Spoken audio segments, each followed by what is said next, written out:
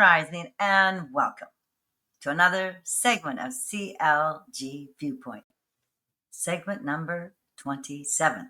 And I am Cindy Lorraine Grais. It is February the 27th, 2026, and it's Thursday. Today we will be covering crystal bowl sound healing. And on local news, we'll be covering $3 million on cocaine meth seized from trucks entering Canada. Nothing will come from this. Vancouver Council debates audit of DTES service providers. West Vancouver High School counselor banned for life after child pornography conviction. Alberta plans to impose mandatory addictions treatment. What does that mean? On international news, China's young people moving back to urban living. And our inspirational soul of light is the child prodigy, Wolfgang Amadeus Mozart.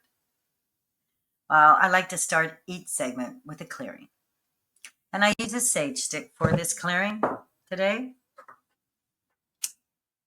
There are other methods, but I enjoy the sage stick. So you light the sage stick, and it's a herb, and it clears out all the negative energies and sends them off their way. To all low energy entities, you are healed, forgiven, enlightened, and sent back to your perfect place, and escorted by my spiritual guides. And so it is. And only divine love and divine light are welcome. Thank you.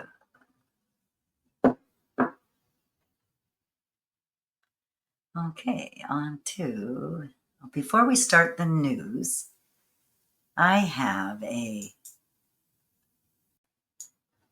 video on crystal bowl healing. Enjoy. Every sound has a vibration, and the most balancing for ourselves is our own sound. So if we use the crystal bowl as a tuner to attune ourselves to the sound, the vibration of our own sound goes through our body and resets, rebalances, and realigns.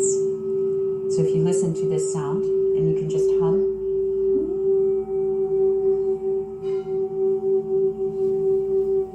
Just a simple hum. You can make a variation.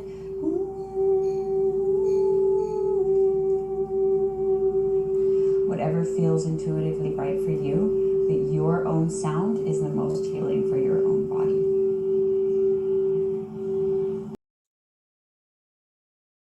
I actually have a crystal bowl, and I'll show you that here right now.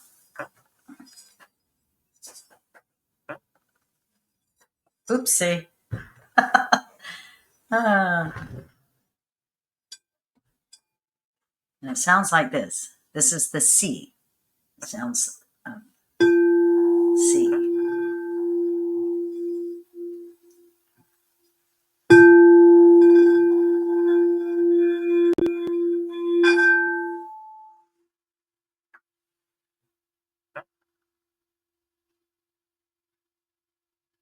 Feels really good from head to toe, this sound, doesn't it? I do this quite often to help me balance myself. Part of my healing techniques that I use. And now on to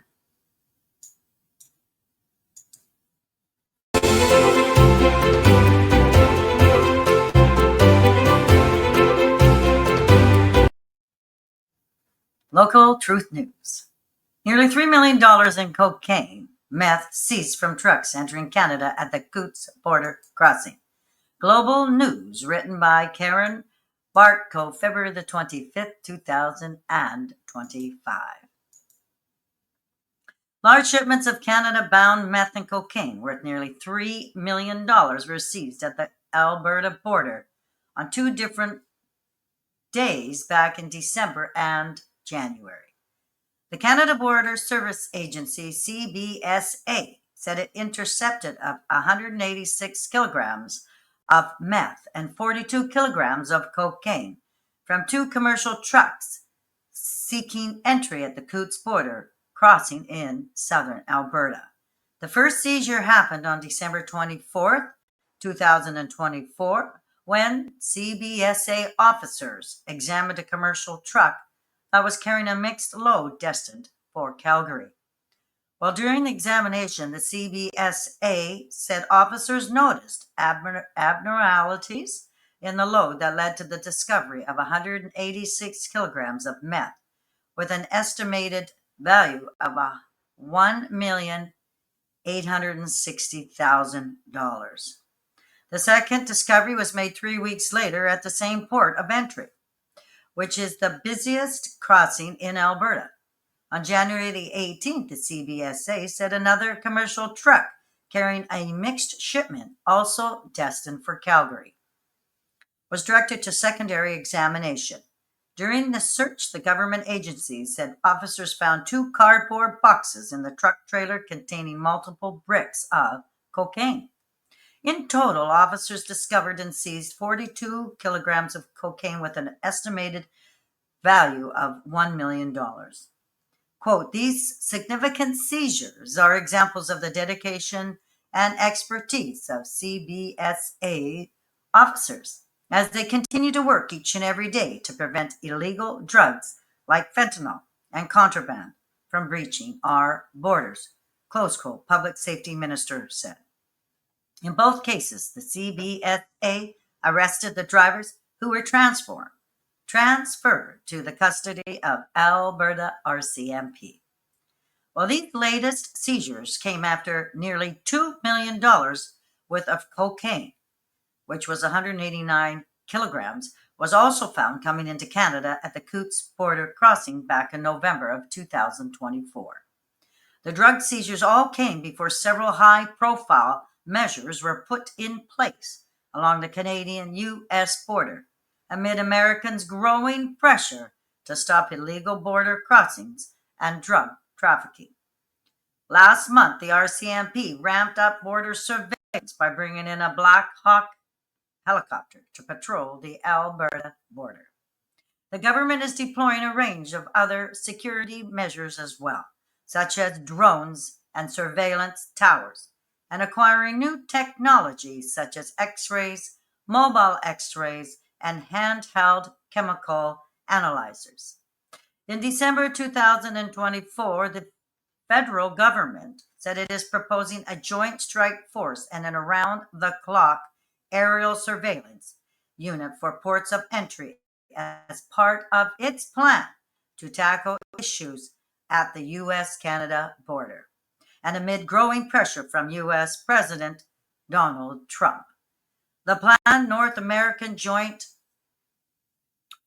Strike Force was one of several announcements that came from the government's fall economic statement, which saw $1.3 billion announced for added border security measures.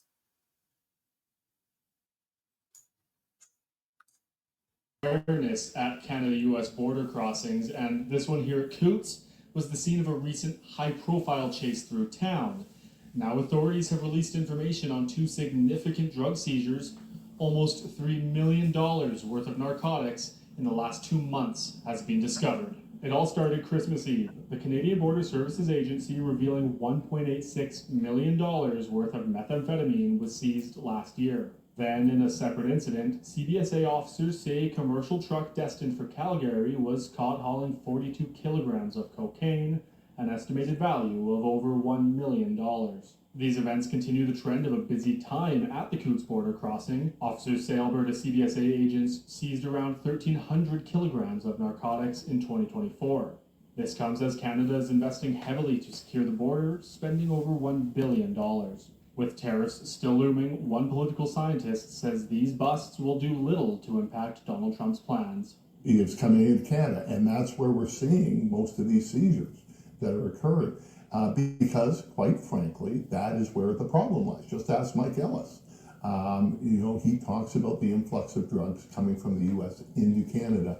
That's not what the Trump administration says, and that's not what Daniel Smith says. Grais says there is no influencing with the president. The premier seems to think that they can keep negotiating with the president. I don't know how you do, because I don't know what his real endgame is. Donald Trump says Canada will face 25% tariffs starting on March 4th. In Coutts, Justin Sibbett, Global News. Personal thoughts. Under natural law, there are no tariffs. Yes, no tariffs. As this kind of bullying tactics of having tariffs causes undue harm for the people of Canada and USA and affects the world. Nothing will come of this. Vancouver Council debates audit of DTES service providers. CTV News by Yasmin Gunman. Published February the 25th, 2025. There are numerous amount of government agencies, nonprofits, and other organizations providing housing and services to vulnerable residents of Vancouver's downtown east side. Now, some ABC city councillors want to scrutinize these providers. Council Brian Montague brought forth a motion Tuesday, an amendment to Council Rebecca Bly's 2023 motion aimed at, quote, uplifting, quote, the neighborhood, to compile a comprehensive list of organizations operating in the downtown east side and the funding allocated to them. Quote, there is some programming that is not as effective, close quote, Montague argued at council. Quote, we are making investments with public money, so let's make sure those investments are being done intelligently. No council jurisdiction. Mayor Ken Sim also wants to know how the money is being spent, though much of the funding flowing into the neighborhood comes from the province, meaning council has no jurisdiction over spending. And on to the video. Made for some tense moments at Vancouver City Council today. The ruling ABC party wants to scrutinize programs it has no authority over, while opposition councillors are looking at other priorities. This as a leaked and controversial memo comes to light. Yasmin Gandam explains. Vancouver's downtown east side has multiple government agencies, nonprofits, and other groups providing services and housing to that population. Now, some ABC councillors want to scrutinize them. We're making investments with public money, and let's make sure those investments are being done intelligently and wisely. City councillors have no jurisdiction over those agencies, so opposition councillors and even an ABC member voted against that idea. Nothing will come from this. So what if we learn that an organization gets a certain amount of money for food programs and then from the city and gets a different amount of money for rent subsidies from the same service? So what? The report they discussed was based on Councillor Bly's motion from 2023. The mayor wants to know how the money is being spent in his city. I think transparency is incredibly important. This is something that shouldn't be feared. A comment that raised some eyebrows considering a memo that was leaked Friday in relation to the downtown east side. It included developing the area and a plan to discuss Indigenous residents from the area moving back to the reserves. City staff insists the, quote, confidential document was meant to generate discussion. And doing things behind closed doors do not inspire those qualities. So now we have it out. In the open, we can finally talk about it. A lot of these kind of internal memos end up forming actual policies. So case in point, the recently announced VPD Operation Barrage was kind of articulated within this leaked memo and quickly became policy without any sort of public transparency. The debate continues Wednesday with councillors discussing Sim's motion to halt new supportive housing projects in the city. Yasmin Gandam, CTV News, Vancouver. My personal thoughts. An audit, making sure that all funds are being handled efficiently. Whenever someone doesn't support an audit, makes you wonder why they don't want transparency. West Vancouver High School counselor. banned for life after child pornography conviction. Joseph Scott William McLeod agreed to the permanent suspension in a signed agreement posted online February 25, 2025. Vancouver Sun, written by Joseph Ruttell. February 25th, 2025. A former West Vancouver high school counselor has been banned for life from teaching in BC after serving a year in jail for possessing child pornography. Joseph Scott William McLeod agreed to the permanent suspension from teaching in a signed agreement with the BC Commissioner for Teacher Regulation that was posted online Tuesday. In January 2021, police searched McLeod's home as part of an investigation into suspected offenses involving images of child sexual abuse. McLeod was charged in July of that year and pleaded that August. The West Vancouver School District suspended McLeod soon after the police investigation was opened in 2021 and later fired him. An investigation was ordered under the Teachers Act on the heels of the criminal investigation. On December 1st, 2023, he was sentenced to a year in jail, followed by 2 years probation. He was later ordered to comply with the Sex Offender Information Act for 20 years, an order he has appealed. A consent resolution agreed was ordered by the Commissioner on April 24, 2024, in which McLeod agreed never to apply for a job in the kindergarten to grade 12 education system in BC, either public or private. The Commissioner deemed a lifetime ban appropriate because McLeod's conduct was, quote, at the serious end of the spectrum, close quote, and undermined the credibility of the teaching profession by violating laws that protect minors from sexual exploitation. My personal thoughts, all these kinds of cases, are they being trialed under natural law?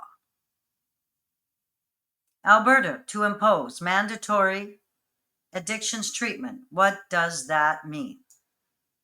Written by Kathy Lee, CP 24, February 26, 2025. Scrolling through her phone, Vanessa Brodt softly chuckles at photos of her 2 sons from years ago. They are reminders of the good times for her family. It's been years, but both of her boys, Elijah and Gabriel, now in their early 20s, are still actively battling drug addiction. They've been in and out of treatment. They've been in and out of detox. It's been brutal, said Brodt. Elijah and Gabriel have also left home multiple times and found themselves on the streets. Quote, I hate what addiction is doing to not just my sons, but everyone you know. Close quote, she said. Quote, when I'm out on the street walking around looking for my boys, it's horrible out there. The drug crisis continues to devastate the country. The latest federal data shows more than 49,000 Canadians died. 49,000 Canadians died from opioid toxicity between January 2016 and June 2024. Last year, between January and June, 84% of accidental apparent opioid toxicity deaths in Canada happened in British Columbia, Alberta, and Ontario. In Alberta, the United Conservative Party announced plans to combat the issue by building 2 mandatory drug treatment centers in Calgary and Edmonton, and put forward legislation that allows families, doctors, or police officers to force someone into treatment. The Compassionate Intervention Act will be the first legislation of its kind in Canada. Quote, compassionate intervention legislation would be a tool to help individuals who have lost the capacity to help themselves and are a danger to themselves and others, said Premier Danielle Smith. She said the province will spend $180 million in the next 3 years to begin constructing the 2 150-bed facilities, which will be operational in 2029. Alberta Mental Health and Addictions Minister Dan Williams said under the legislation, family members and others will petition a commission for involuntary care. Well, that commission is going to have a responsibility to actually verify that civil liberties are being protected. Involuntary treatment already exists in other provinces such as Ontario and British Columbia. Last year, the BC government announced it would expand involuntary care to those with mental health and addictions issues and open mental health units at correctional facilities throughout the province. One Alberta mom, Amy Schiffner, whose 21-year-old son has been struggling with addiction for 7 years, supports involuntary treatment. Quote, an individual in active addiction typically do not believe they need help.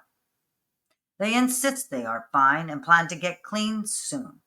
Yet this is often not possible without significant intervention, said Schiffner. However, Rebecca Haynes-Say, Community Health Science Associate Professor at the University of Alberta, is concerned about the effectiveness of involuntary treatment. Quote, when we look at the literature, it's very mixed, but on the balance, the outcomes from this type of model are more negative than positive, said Haynes-Say. I do have concerns that when people come out of this forced residential treatment model, the real carceral jail-like model, that they'll be going back to communities, and I don't know where and how they're going to be supported. Brote believes a more detailed plan needs to be put in place. Quote, I'm not saying let's not do this.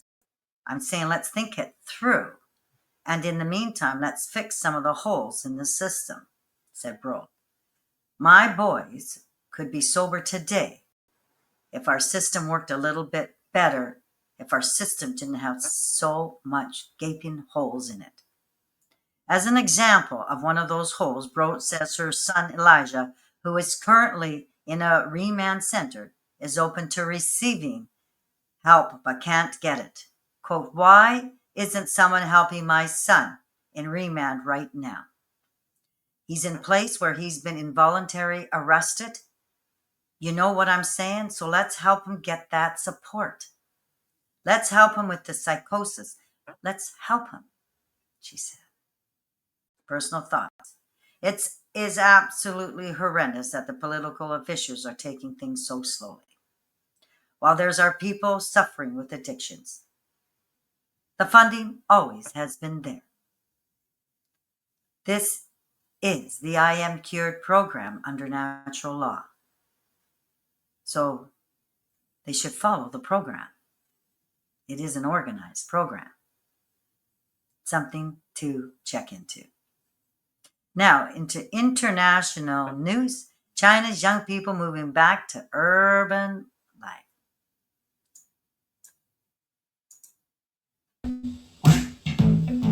An interesting phenomenon is taking place in China right now. More and more young people are leaving cities and moving back to the countryside. As China enters the world stage as one of the most advanced industrial and modern societies, why are so many young Chinese people giving up the financial promise of cities to toil in the fields back home?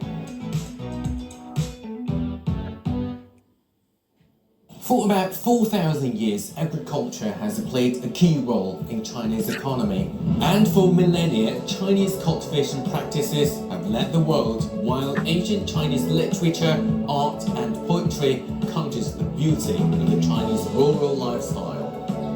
And the romance with nature has never left the Chinese psyche. From the balconies of their city flats to the gardens of their adopted lands, you will find Chinese people growing vegetables, even in space. Since the 1980s, people in China have flocked to cities for work, and China embarked on the most rapid urban migration ever seen. Now, 64% of Chinese people live in cities. The older generation saw the bright lights and financial promise of cities, but their children are not convinced so. How has the younger generation changed? Younger Chinese aspirations and attitudes towards work are changing. Millennials and Gen Z say they no longer want to live to work, but work to live. Many of them are prioritizing flexibility and work-life balance over financial rewards. The vast Chinese countryside offers them an affordable alternative to traditional desk-bound roles. Some of them are being inspired by people like rural lifestyle vlogger Li Ziqi, who has got the world's attention by portraying the ideal rural lifestyle, civilized, peaceful, and poetic. Another huge push factor has been cost of living, as the pandemic cast a shadow over urban employment.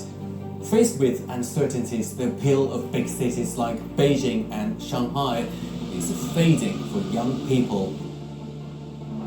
我向往一种生活，能够每天不用加班，准时看到夕阳。另外，我受够了这种狭窄的出租屋。经过我长达2年的反复思考，我终于找到了适合我的方向，那就是围城购地。In the last decade, the number of migrant workers under the age of 30 living far away from their homes have almost halved, and over 12 million young Chinese people chose to return to their homes to start businesses. And there are practical reasons that make rural life more attractive.